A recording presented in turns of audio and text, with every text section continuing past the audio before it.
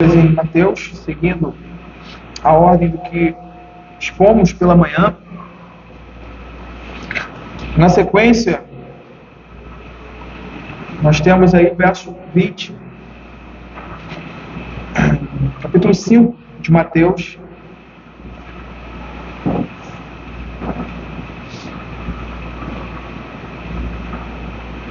Verso 20 diz assim: Porque vos digo que, se a vossa justiça não exceder em muito a dos escribas e fariseus, jamais entrareis no reino dos céus. Oremos ao Senhor. Bondoso Pai, nós, mais uma vez, ó Pai, comparecemos diante da Tua presença e sabemos que isso só é possível por meio de Cristo Jesus, nosso mediador. Pai, nós pedimos que o Senhor nos assista por Tua bondade e misericórdia, iluminando as nossas mentes, iluminando os nossos corações na compreensão da exposição da Tua palavra. Fica com a Tua igreja, nos ajude, ó Deus, a entender e aplicar cada ensino aqui da Tua palavra aos nossos corações para a vida e piedade, como convém aos santos. Fica conosco, assim oramos, gratos em nome de Cristo Jesus. Amém. Irmãos, nós temos visto aqui nessa sessão que encerra no versículo 20, quão vital é esse ensino, quão vital é essa sessão que ocupa esses versos no ministério do nosso Senhor Jesus Cristo, e o quanto deveria esse ensino influenciar a nossa perspectiva do Evangelho e da vida cristã que levamos agora unidos a Cristo, ligados a Cristo por sua bendita obra. Também já vimos que o Senhor definiu de forma bem clara e efetiva dois princípios fundamentais, que, em primeiro lugar, é seu ensino e a sua relação para com a lei de forma alguma era incoerente com o ensino do Antigo Testamento, a lei e dos profetas, como alguns poderiam supor, mas, em segundo lugar, esse ensino era muito diferente do ensino dos escribas e fariseus, aqueles homens que representavam as autoridades legais sobre o povo de Deus, que estavam responsáveis por ensinar, por educar o povo no ensino da palavra de Deus, na transmissão da palavra do Senhor. Ele se apresenta, ele estabelece claramente esses fundamentos. Ele não está contradizendo, o seu ensino não é coerente ao que os profetas ensinaram, que o Antigo Testamento ensinava, mas ao mesmo tempo o seu ensino é completamente contrário, oposto, diferente daquele que estava em voga pela boca dos fariseus e escribas, porque eles haviam adulterado, pervertido o sentido e o propósito, o espírito da lei, para que eles então pudessem acrescentar, colocar ali um novo, ou os seus próprios intentos, né, suas próprias ideias humanas. E ligado a isso, vimos que a nossa atitude para com a lei, aí no último versículo, né, versículo 19, por essa mesma razão, reveste-se de significados práticos, devendo imitar ou refletir a atitude de Cristo e expressarmos vida reta, para a glória de Deus, que é o propósito para o qual, que é o fim para o qual nós fomos criados. E aí, agora no verso 20, que fecha essa sessão, o Senhor irá tratar sobre a justiça que se espera do cidadão do reino, a justiça que se espera desses súditos do reino de Deus. E essa justiça deve se expressar em piedade, que é a parte vital e visível da obra operada interna e invisivelmente pelo Espírito no coração dos eleitos. Isso nunca pode estar desacompanhado, né, Essas doutrinas que nós estamos vendo aqui, nós vamos tocar nesse aspecto que está sendo ensinado aqui, que é sobre a doutrina da justificação, aquela doutrina que nos ensina que em Cristo nós estamos justificados diante de Deus, e ao mesmo tempo o que isso requer de nós, o que é esperado de nós com relação a isso, a essa condição que agora temos, unidos a Cristo. Então, essa justiça deve ser expressa na nossa vida em piedade. E nós sabemos que essa piedade, ela tem o seu, ela é bem abrangente, né? Expressar pelas nossas vidas. E ela vai justamente apontar por essa obra invisível e interna que foi operada em nossos corações. Em termos bem práticos, o que é tratado aqui está ligado ao cerne da vida cristã, que é, uma vez em Cristo justificados, desenvolvermos essa gloriosa salvação em santificação, que é a conformação. Esse é o ponto, né? Santificação é exatamente isso, é a conformação à perfeita vontade de Deus expressa em sua lei.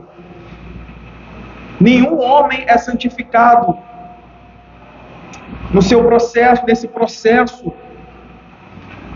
por outra forma, né? Ou a parte da vontade de Deus, daquilo que é o padrão para que o homem viva e esteja em um relacionamento de paz com o Senhor. Então, esse é o ponto aqui. E é interessante, aí então, nessa sequência, que mais uma vez o Senhor vai reforçar o seu ensino por meio de uma asserção negativa, ou seja, uma afirmação categórica que vai soar aí ao coração, vai soar aos ouvidos daquelas pessoas como algo surpreendente, como algo chocante para aquele público imediato. Veja o que é dito, e vamos observar aqui o que o Senhor está ensinando, fechando aí essa sessão. Porque vos digo que se a vossa justiça, lembrando, ele está falando com esse ensino é direcionado exclusivamente, principalmente aos seus discípulos.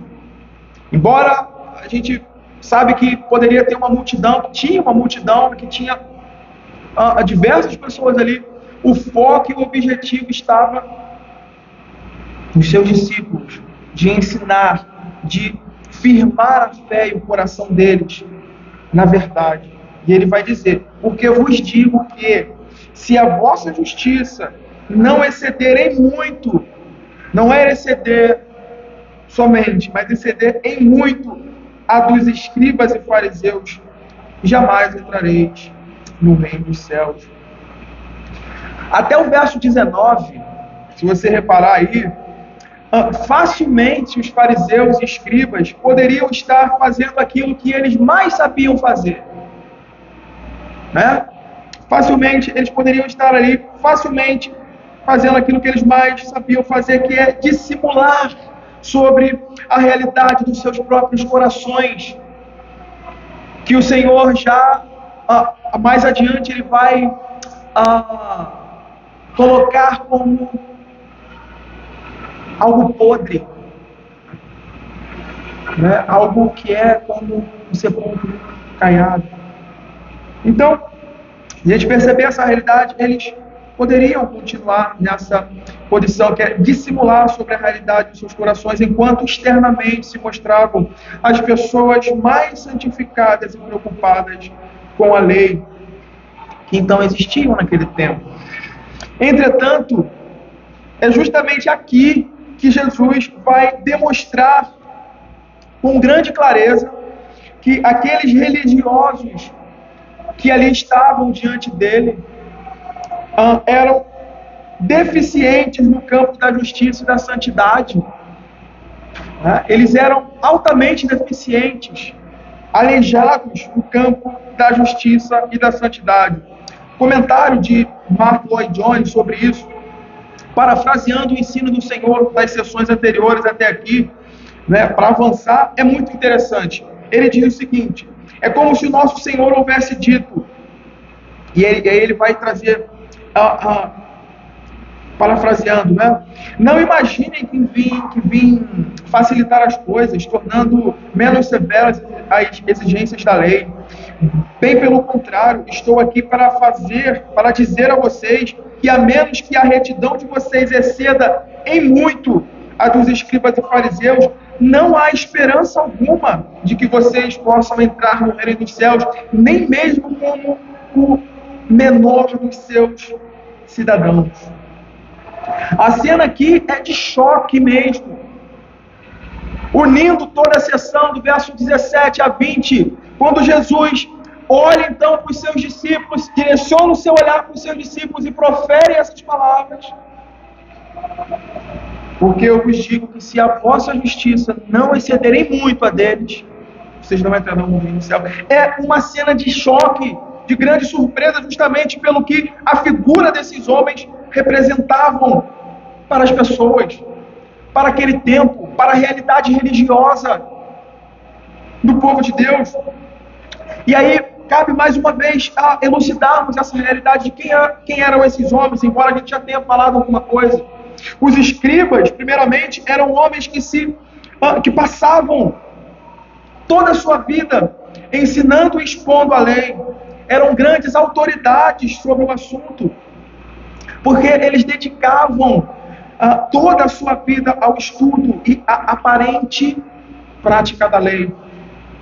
Veja que interessante, né? Além deles serem aqueles homens responsáveis, incumbidos ali de produzir, trabalhar nas cópias, né, da lei, e por esse motivo todos eles, todas as pessoas que os cercavam davam-lhes grande atenção, eram homens de grande vulto no seu tempo. Os fariseus, por sua vez, eram aqueles que se tornaram notáveis por sua pretensa piedade. Eles arrogavam isso. O próprio vocábulo fariseu, quando a gente vai observar mais de perto, significa separatista. E eles eram indivíduos que se separavam dos outros e assim faziam por terem formulado um código ainda mais rígido do que a própria lei de Moisés. Eles traçaram, eles fizeram algo em torno da lei de Deus, traçando ali esse código, uma espécie de código que então conduzia suas vidas. E aí é interessante os exemplos que nós temos nas Escrituras, quando vai se tratar desses homens, os fariseus, por exemplo. Nós temos um exemplo lá em Lucas 18. Abra Lucas 18. É uma parábola conhecida.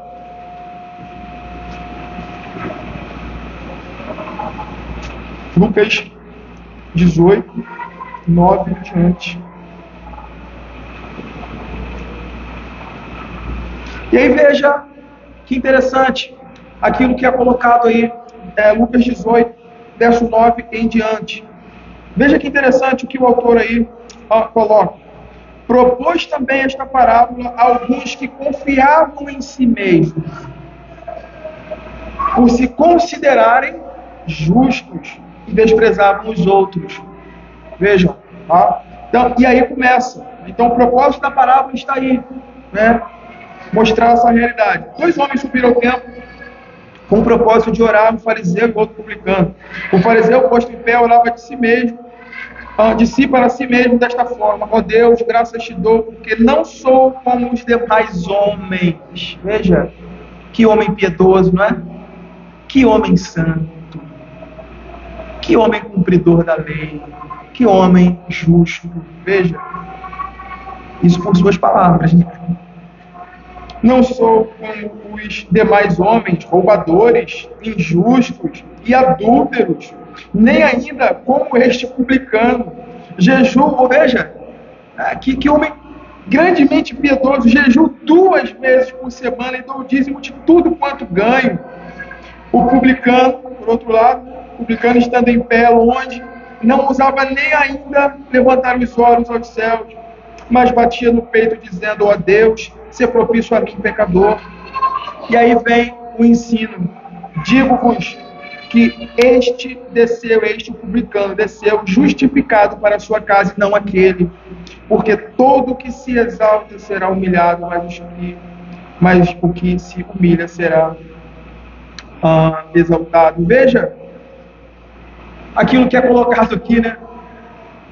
Que era já comum no seu tipo de conduta e na sua própria relação com Deus. Veja, ele está orando como se fosse para Deus, mas o fato aqui é que ele está orando de si mesmo, né? Orando de si para si. E aí é interessante essa cena, porque isso mostra a naturalidade com que a hipocrisia se desenvolve no coração de tais pessoas. Elas acreditam no próprio erro, na própria mentira, a ponto de dizerem o que foi dito aqui: jejum 2 vezes por semana. Quando você vai olhar para o Antigo Testamento, quando você vai olhar para o desenvolvimento disso, a gente vai perceber que a recomendação do Antigo Testamento era 1 vez por ano, né? Mas eles, piedosos que eram, pessoas justas, boas, né? Colocaram isso como um ponto a ser observado. E o problema está justamente nisso: eles olham para os outros, né, com um parâmetro de si mesmo, fundamentado em suas próprias doutrinas e ideias. Então, ou seja, eles acabaram formulando, falando ainda da realidade dos fariseus, eles acabaram formulando o seu próprio sistema de justiça por um código extremamente severo de moral e de conduta. E o resultado disso: todo o povo pensava que os escribas e os fariseus eram o grande paradigma de virtude. Eles eram, dentro dessa realidade, um alvo a ser seguido. Aquelas pessoas máximas de exemplo de piedade, de justiça e de retidão diante de Deus. E o ponto aqui é esse, irmãos: embora a opinião das pessoas sobre eles pudessem ser do tipo extraordinária, como homens excepcionais pelos padrões que externamente eles apresentavam de justiça, a opinião e o pensamento do Senhor sobre eles era outra. A opinião do Senhor acerca deles era completamente outra.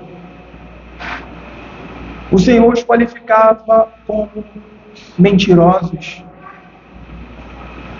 raça de víboras, hipócritas, filhos do diabo. É espantoso olharmos essa realidade, e é justamente esse choque, né? E é justamente esse choque. E o ponto aqui é esse: embora eles estivessem com a lei atada aos seus lábios e aos seus olhos para falarem aos outros como se deve viver e enxergar nos outros os seus pecados, o coração deles não estavam dispostos para a lei do Senhor. E é por isso que no verso 20 o Senhor ele fecha essa sessão dentro dessa perspectiva. É como se fosse um choque de realidade. As pessoas e os próprios discípulos talvez pudessem: como assim? Como assim a nossa justiça tem que exceder muito desses homens? E é por isso que no verso 20 o Senhor fecha essa sessão contrastando a justiça daqueles que podem entrar no reino de Deus com aqueles que certamente não podem e não entrarão. E o ponto determinante aqui é a base da justiça que opera no coração. A base da justiça. A gente percebe claramente, tanto por inferência lógica, quanto por clareza revelada nas Escrituras, que a base de fundamento da justiça de tais homens eram as suas próprias boas obras, né? Ou a sua própria observância daqueles preceitos que eles mesmos inventaram. Então, nosso Senhor estabelece aqui a questão como ponto de partida, asseverando a retidão do crente e mesmo do menor de todos os crentes, que ela deve exceder e muito a dos escribas e fariseus. O Senhor está colocando exatamente esse padrão do reino de Deus, que é que essa justiça precisa exceder a dos fariseus em muito. O termo que é utilizado aqui para exceder, ele significa ter em abundância. Ter em abundância. E aplicando aí ao que o Senhor está ensinando no seu sermão, exceder vai expressar a ideia de ter um tipo de coisa em abundância, a ponto de superar em muito aquilo que é comumente tido como grande. E no caso aqui, a justiça dos escribas e fariseus. Então a ideia aqui é de um tipo distinto de justiça que envolve não somente a casca, não somente o exterior, mas envolve o coração, a mente e a forma como respondemos a Deus e como lidamos com isso em nossa vida. Com todas as áreas da nossa vida, com nossos irmãos, com as nossas esposas, com os nossos filhos, com tudo. Isso deve afetar não somente o campo do intelecto, da razão, da lógica, mas isso deve tocar as nossas vidas de forma prática e efetiva, a ponto das nossas palavras não serem levadas ao descaso pela falsidade, pela hipocrisia, que parte de algo que não é verdade e que não tem raiz e fundamento em nossos corações. Esse é o ponto que o Senhor está tratando aqui. Portanto, seguindo aí a lógica do que nós estamos tratando aí, devemos entender justiça aqui como a verdadeira religião que é fruto da graça divina em nosso coração. Essa verdadeira religião que é fruto da graça do Senhor em nosso coração. E levando isso a termos mais claros, mais objetivos, essa justiça aqui descrita e que é exigida, ela representa simplesmente a verdadeira piedade, o amor verdadeiro, o amor leal e a devoção a Deus, que é o resultado de um coração de fato regenerado, de um coração de fato justificado e firmado em Cristo Jesus. Esse é o ponto. Diferente daquela justiça externa, daquela justiça superficial apresentada pela vida desses homens, a justiça que o crente verdadeiro expressa e que agrada a Deus é uma justiça interna. É uma justiça que é interna de mente e de motivações. Porque nada adianta, e esse é a linha de condução do Senhor aí, porque de nada adianta uma bela casca se por dentro um fruto é podre. Ele é inútil. Ele é inútil. Ele é inútil. E esse foi o ponto do combate do Senhor Jesus quanto à falsa religião desses homens, essa falsa justiça. Eles se consideravam, ou melhor, eles se concentravam em questões meramente externas e em pequenos detalhes e se esqueciam dos princípios básicos que devem reger a vida do homem de Deus, do Filho de Deus. E o resto do Sermão do Monte é uma exposição desse fato. Com a graça do Senhor, nós vamos tentar abordar aí mais para frente algumas questões sobre isso. Então, o resto do Sermão do Monte ele desenvolve essa temática, expondo esse fato. Nós vamos ver isso no tocante ou no contraste que o Senhor faz entre o que eles entendiam e no que eles ensinavam, com o que de fato eles deveriam ter entendido, ensinado e vivido. Mais adiante, no verso 27, abra, verso 27, capítulo 5 ainda.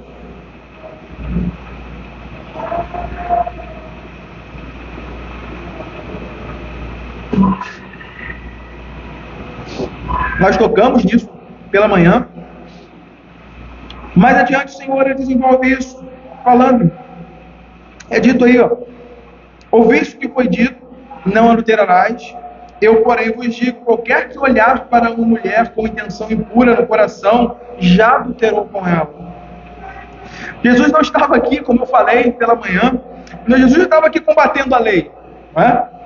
Mas o tipo de regra e entendimento distorcido e superficial, raso, que foi criado em torno dela, né? Que entendia apenas o ato ou a ação executada como pecado. Entendia apenas a ação, o ato consumado como pecado. Então, o que o Senhor estava dizendo aqui era basicamente isso, parafraseando todo esse ensino. Vocês sentem-se satisfeitos com vocês mesmos por causa ou por não estarem cometendo adultério ou estar no ato. No entanto, se ao menos um homem olhar para uma mulher com concupiscência nos olhos, isso já é adultério. Isso já é adultério. Veja como a coisa vai se estreitando. Da mesma forma, esses homens, eles se gabavam de que eles pagavam o dízimo da hortelã, do edro, do cominho, mas se esqueciam e ignoravam as questões mais graves da lei, que são amor a Deus, o amor ao próximo, que dentro da temática do ensino aí é o centro da religião. E o protesto do Senhor é justamente contra esse tipo de justiça, que vai expressar uma religiosidade instituída de piedade, de retidão, de coração, preocupada apenas com o exterior. E aí veja no tocante a isso, o que é dito em Lucas 17, sobre essa realidade externa e por essa preocupação que se ocupa dos detalhes, mas se esquece dos princípios básicos que precisam ser vividos. Veja, Lucas 11, verso 11, de 37 a 44. Veja. Lucas 11, versículo 37 a 44. Ao falar Jesus estas palavras, um fariseu o convidou para ir comer com ele. Então, entrando, tomou lugar à mesa. O fariseu, porém, admirou-se ao ver que Jesus não se lavara primeiro antes de comer. O Senhor, porém, lhe disse: vós, fariseus, limpais o exterior do copo e do prato, mas o vosso interior está cheio de rapina e perversidade. Insensatos, quem fez o exterior não é o mesmo que fez o interior. Antes, dais modo que tiverdes, e tudo vos será limpo. Mas ai de vós, fariseus, porque dais o dízimo da hortelã, da arruda e de todas as hortaliças, e desprezai a justiça e o amor de Deus. Devias, porém, fazer estas coisas sem omitir aquelas. Ai de vós, fariseus, porque gostais da primeira cadeira nas sinagogas e das saudações nas praças. Ai de vós, que sois como as sepulturas, invisíveis sobre as quais os homens passam sem o saber. Vejam que palavras graves do Senhor aqui com relação a essa ideia de exterior e interior, apontando para o coração, apontando para a realidade falsa que se nutria no coração, ao mesmo tempo que externamente se ia muito bem, né? O que o Senhor está ensinando aqui é que o tipo de justiça desses homens representam o tipo de pessoas que, mesmo abraçando todas as realidades religiosas que vivem, né, não entrarão no reino dos céus. Veja, o ponto é basicamente esse. Esse tipo de justiça representa o tipo de pessoa que não entrará no reino dos céus, porque não condiz com a realidade alvo da obra de Cristo, que é produzir no coração uma vida sujeita a Ele, obediente a Ele, de serviço, de amor e de lealdade a Ele. Porque eu vos digo que se a vossa justiça não exceder em muito a dos escribas e fariseus, jamais entrareis no reino dos céus. Podemos dizer que o Senhor, ele salienta, ele pontua aqui a concretização da lei na prática. E entenda bem o que nós estamos falando aqui, tá? Nós não estamos falando aqui de alguma forma de justiça cristã conquistada pelas obras da lei. Isso seria contraditório ao que temos visto até aqui, mas de uma justiça que, quando aplicada ao coração, geram frutos, aplicada pelo Espírito aos corações, geram frutos de retidão, frutos de justiça, que deságua na obediência, no cuidado para com a vontade de Deus. A ordem aqui dessa estrutura deixa isso muito claro. Como nós falamos no início, se nos versos 17 e 18, o tema aí, o Senhor se preocupa a respeito da nossa posição em Cristo, que é a nossa justificação. Os versos 19 e 18 se preocupam com a nossa santificação, com a santificação do povo de Deus, e uma coisa nunca estará desassociada da outra. E esse é o ponto que eles não entendiam. Ou se entendiam, desprezavam. O fato é que na vida cristã essas duas coisas nunca podem andar separadas. Você nunca poderá achar ou dizer ou pensar sequer que é um verdadeiro crente sem que esses frutos de piedade, vida santa, vida reta.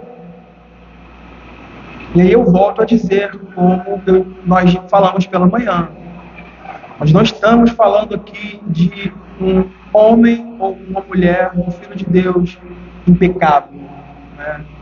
Ou de alguém que não peque. Mas nós estamos falando de uma condição do coração que reconhece o seu estado,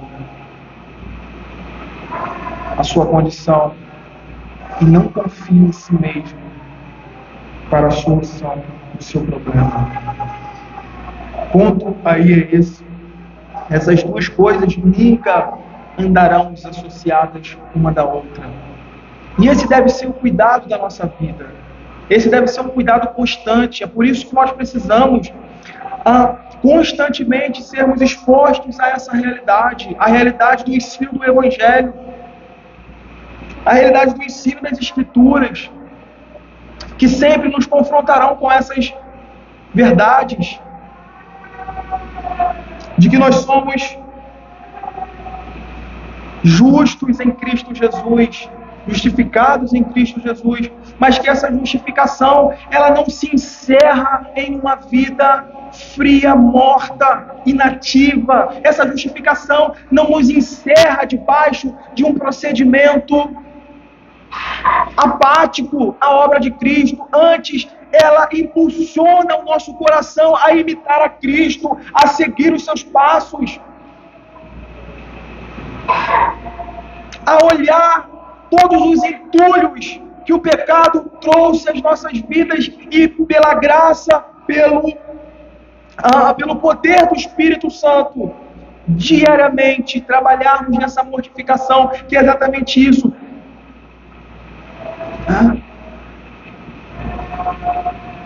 Esse trabalho constante de averiguarmos os nossos corações, de examinarmos os nossos corações de acordo com a palavra de Deus, a fim de que não sejamos enganados pelo nosso próprio coração. Não se engane, irmãos.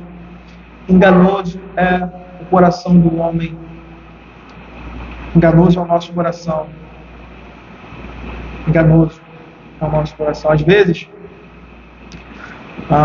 vezes eu me pego em algumas situações bem particulares e que às vezes eu chego, diante de tudo que a gente tem visto aqui, eu falo, olha,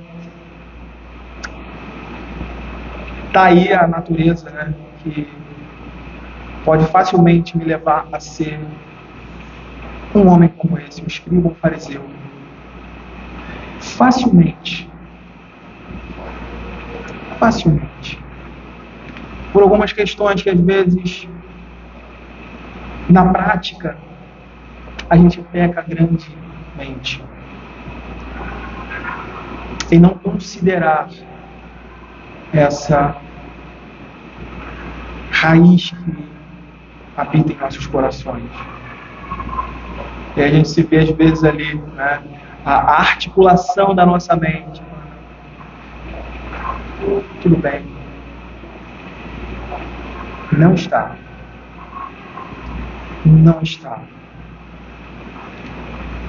A gente tem falado aqui, e foi falado aqui, no momento de confissão de pecados, sobre essa realidade de arrependimento, e dessa condição de voltarmos a Deus. Foi falado na justificação também, na escola dominical. Até que os filhos de Deus, até que eles sejam convencidos ali, eles voltem em arrependimento para Deus. Irmãos, isso é algo muito importante para que a gente possa observar. Essas duas coisas nunca andarão separadas. Nunca poderemos desvencilhar essas coisas e mantermos uma profissão completa da fé cristã. Ou seja, não se trata apenas, seguindo aí essa temática do verso 17 e 18, abordando o tema da nossa justificação, da nossa suficiência em Cristo como cumpridor da lei, e os versos 19 e 20, ocupando então sobre a nossa santificação, desses frutos que precisam ser encontrados em nós. Ou seja, não se trata apenas da relação de Cristo com a lei, mas da nossa relação com a lei, pois Cristo muda nossa relação com a lei, porque nós não cumprimos mais a lei para que sejamos justificados ou para que sejamos aceitos aos olhos de Deus, diante de Deus, mas como forma de nos moldarmos ou amoldarmos ao caráter de Cristo. E esse é o trabalho do Espírito em nossos corações, em todo o curso da nossa vida. E esse é o trabalho que nós devemos estar altamente empenhados a avaliarmos, sabendo que estamos em Cristo, sabendo que fomos justificados. Precisamos caminhar nesse crescimento, na conformação à imagem do nosso Senhor, até alcançarmos essa estatura. Enquanto aqui, agora, enquanto no percurso, enquanto no trajeto da nossa caminhada cristã, isso não será perfeito. A nossa santificação não será plena e perfeita no sentido de perfeição. Mas o ensino de Paulo aos Filipenses é exatamente esse. Não que eu tenha alcançado, né? Não que eu tenha chegado lá, mas prossigo para o alvo, a soberana vocação. Esse é o alvo da nossa vida.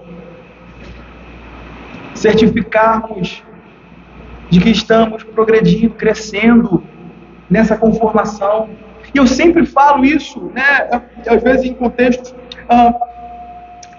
diferentes do que estamos expondo, mas esse é um ponto que nós sempre precisamos estar aferindo na nossa vida.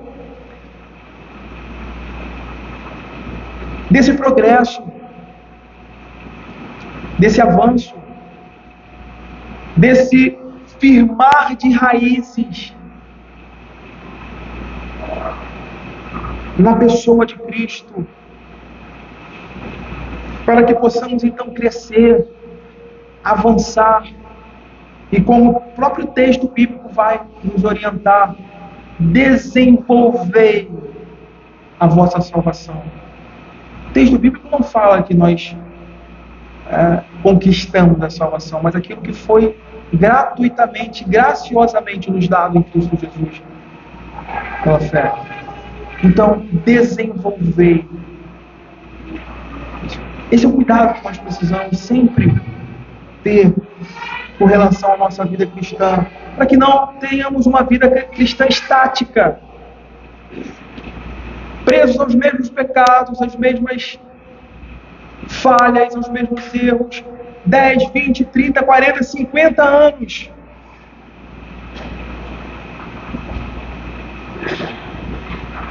Para que possamos avançar, deixando essas coisas para trás e avançando, amadurecendo na piedade, no amor, na santidade. Esse é o ponto.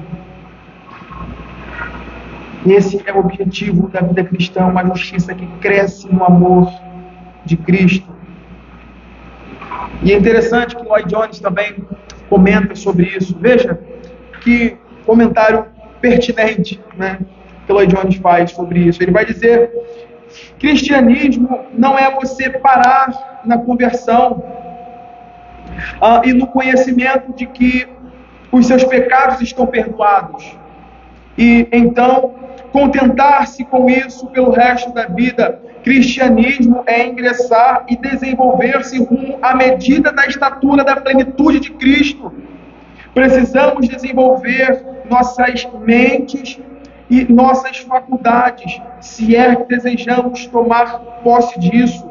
Se nos contentarmos com menos que isso, não passamos de crianças em Cristo e somos indignos desse glorioso Evangelho.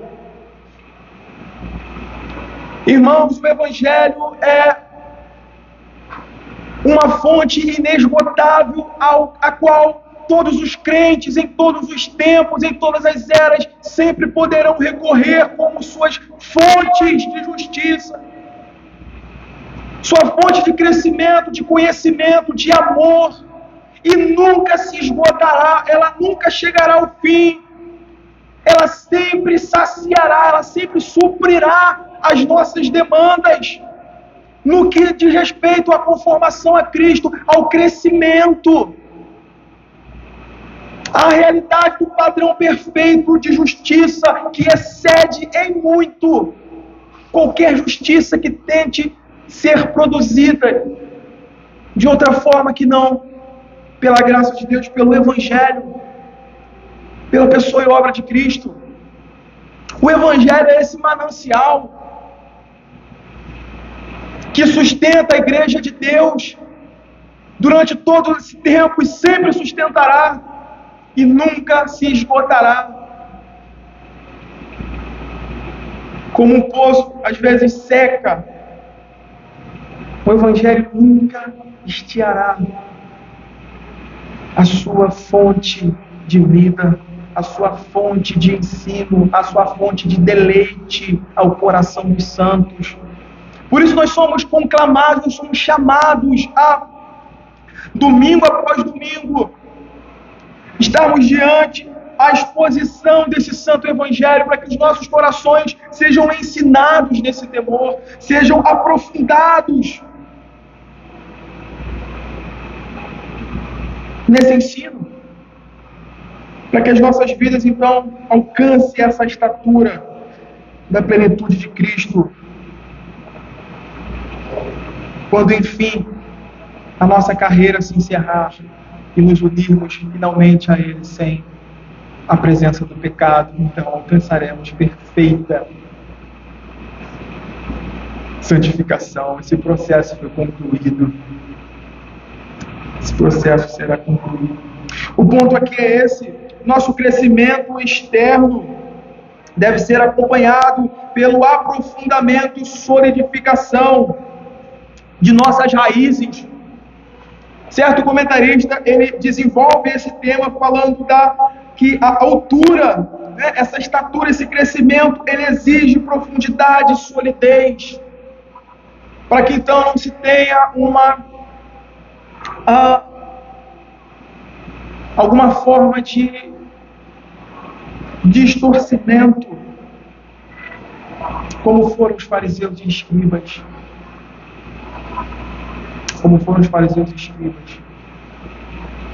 Aparentemente eles sustentavam uma altura, algo grande, algo portentoso, mas quando averiguado, quando aferido pelos olhos do Senhor, eles se mostravam rasos, superficiais, sem vida. Esse é o ponto aí. A altura exige profundidade e solidez. Por isso, o ensino aponta para isso.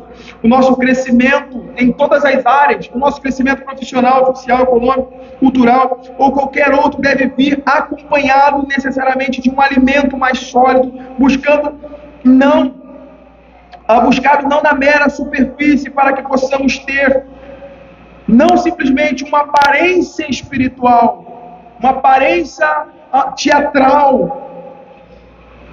mas real e verdadeira, que corresponda àquilo que é exigido de nós, que corresponda àquilo que é requerido de nós. E é por isso que a justiça cristã, irmãos, ultrapassa de longe, e aí usando o termo aqui que é colocado, e muito, a justiça dos fariseus e escribas, porque é uma justiça baseada em Cristo, preparada por Deus para todos aqueles que se veem pobres, miseráveis, diante do espelho da lei de Deus.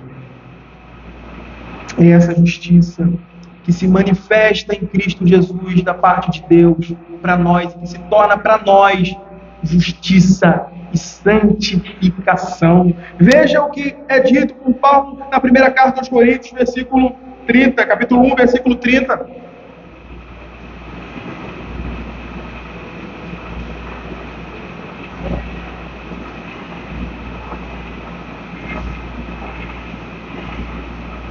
Primeiro Coríntios 1, verso 30.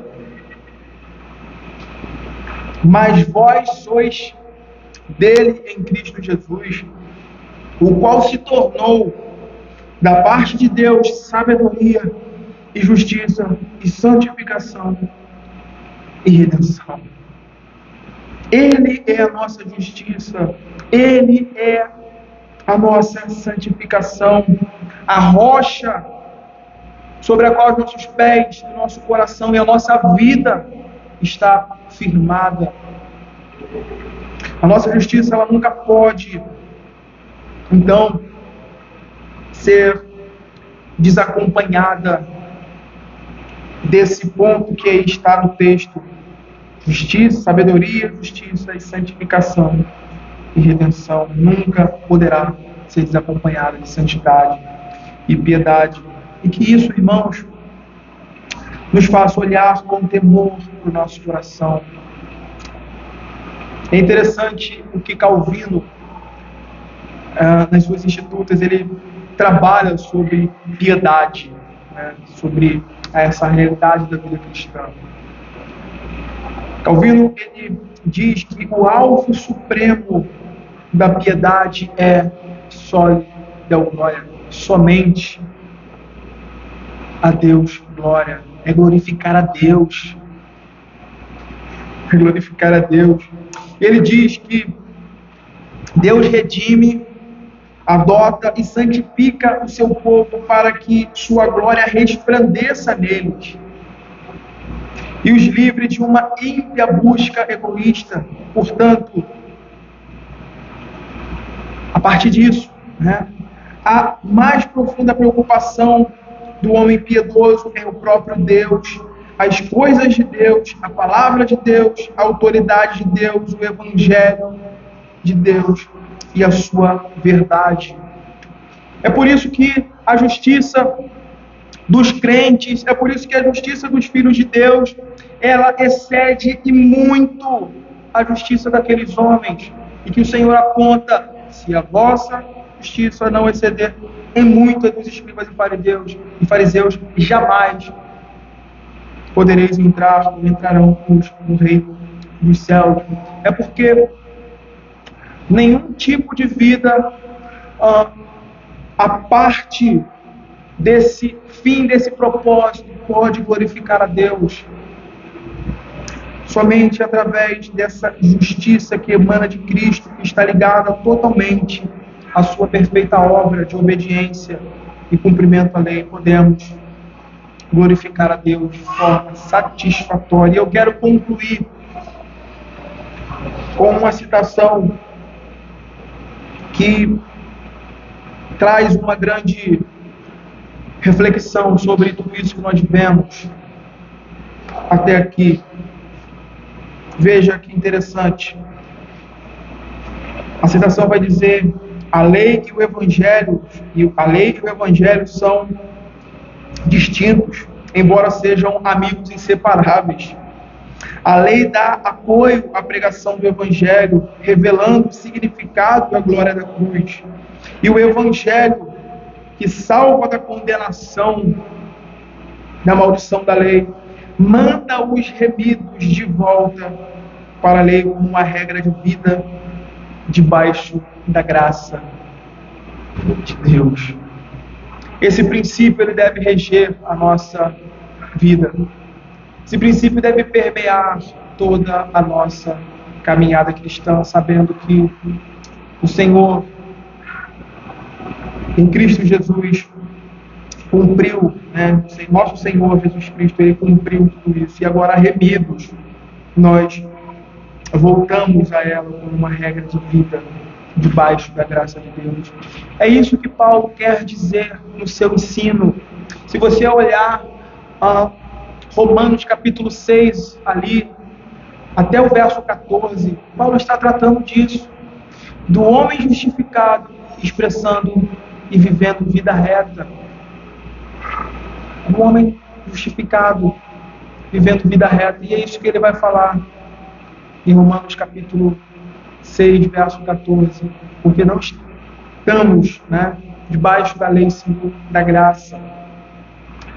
Isso nos ensina exatamente esse princípio de que o Senhor, em Cristo Jesus, nos dá gratuitamente essa dádiva de sermos achados justos em Cristo Jesus, e agora não tememos mais, mas então obedecemos e vivemos para a glória de Deus pelo poder de Cristo, o seu Evangelho. Que Deus nos abençoe. Vamos orar. Senhor Deus, Pai, nós te louvamos e te bendizemos, Pai, porque a Tua palavra nos exorta, a Tua palavra nos ensina, Deus, o caminho que devemos andar, a forma como devemos viver. E dessa vez não foi diferente, Deus. A Tua palavra tem nos demonstrado acerca do tipo de justiça que o Senhor requer do Teu povo.